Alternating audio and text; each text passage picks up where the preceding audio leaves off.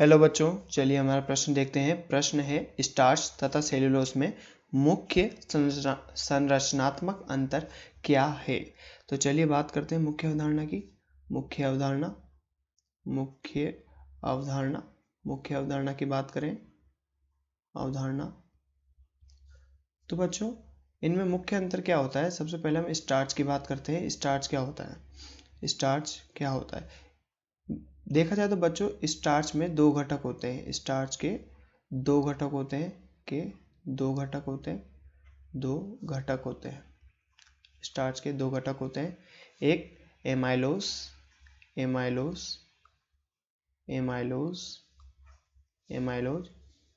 और दूसरा एमाइलोपेक्टिन।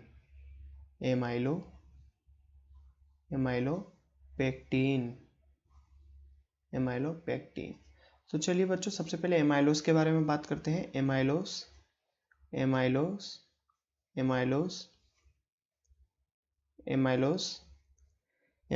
एक लंबी सरल श्रृंखला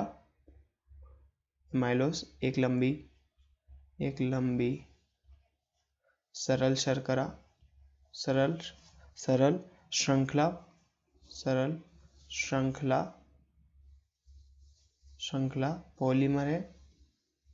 पॉलीमर या बहुलक है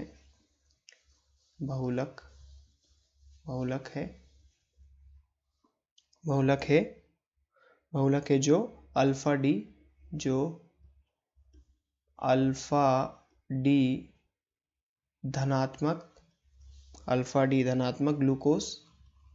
ग्लूकोज इकाइयों के पुनरावर्तन से बनता है। इकाइयों के पुनरावर्तन से बनता है।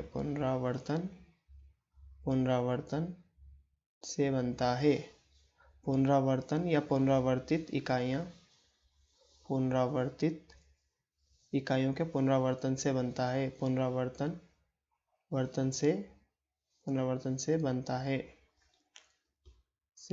है।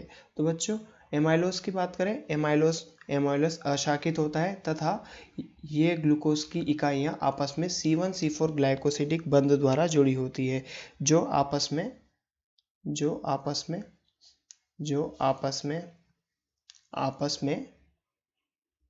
C1C4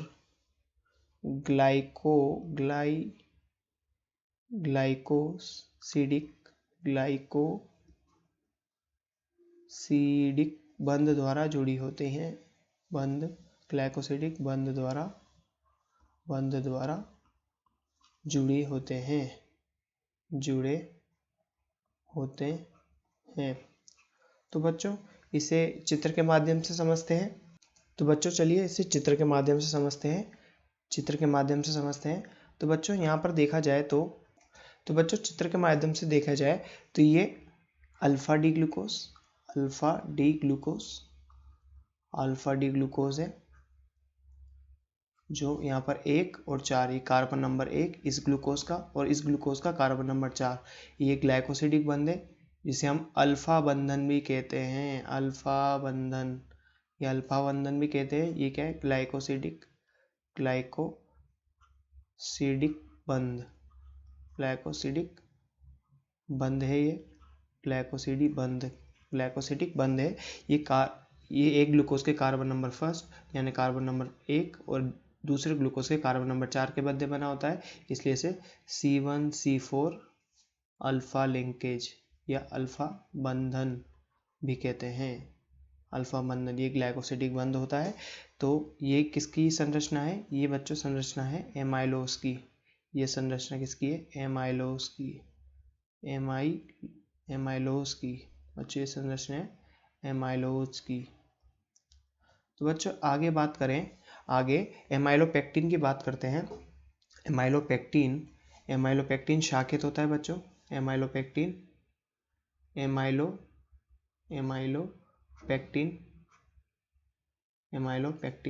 तो बच्चों एमाइलोपेक्टिन की बात करें। Amylopectin शाखित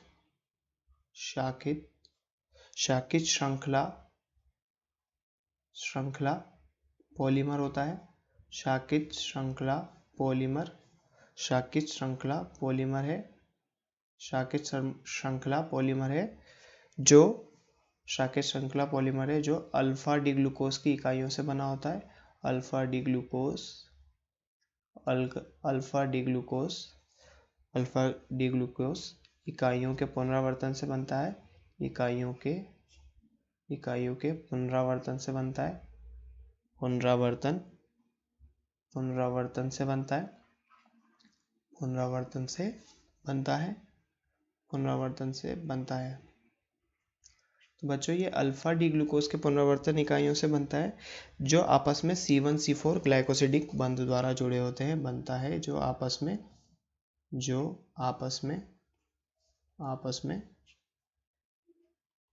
C1C4 glycosidic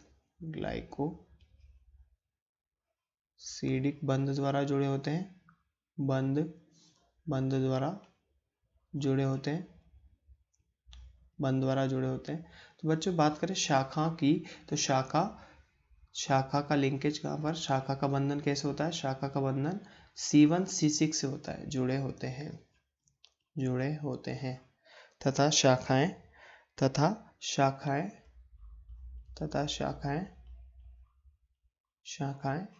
C1C6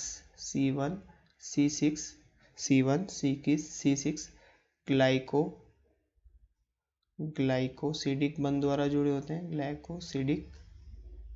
glycosidic बंध द्वारा जुड़े होते हैं। बंध द्वारा जुड़ी होती हैं। शाखाएं बंध द्वारा जुड़ी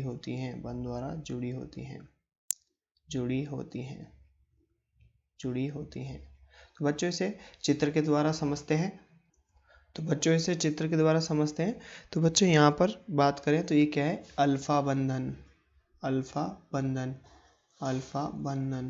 बच्चों ये अल्फा बंधन, यहाँ पर भी अल्फा बंधन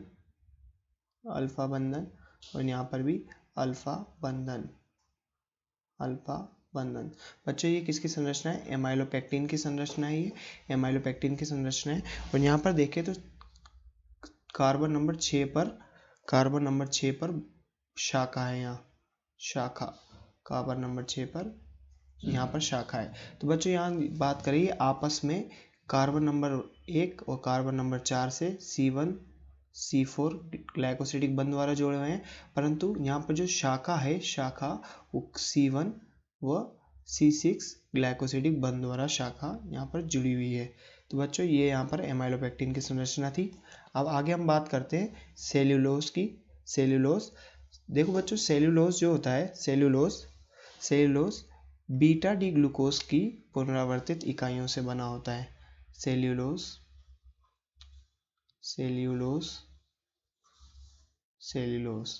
तो बच्चों सेल्यूलोज की बात करें तो सेल्यूलोज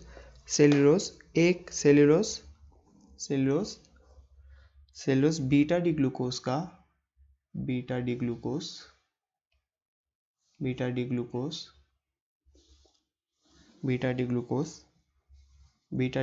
का एक सरल श्रृंखला पॉलीसेकेराइड है।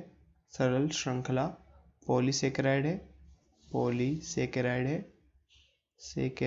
पॉलीसेकेराइड है। बच्चों सेल्यूलोज बीटा डी ग्लूकोज का एक सरल श्रृंखला पॉलीसेकेराइड है जो आपस में C1C4 ग्लाइकोसिडिक बंध द्वारा जुड़े होते हैं। ग्लाइकोसिडिक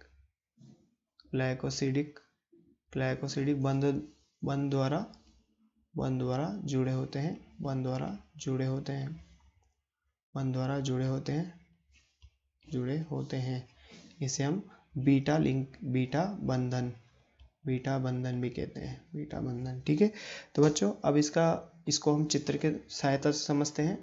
तो बच्चों चलिए सेल्यूलोज की हम संरचना देखते हैं। ये सेल्यूलोज।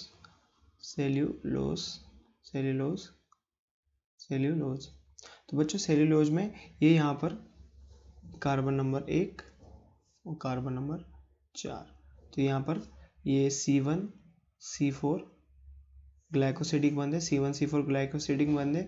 अब चूंकि ये बीटा डी ग्लूकोज है तो इसलिए हमने यहाँ पर इसको बीटा बंधन कहा है, बीटा बंधन का है। तो बच्चों ये सेलुलोज की संरचना है।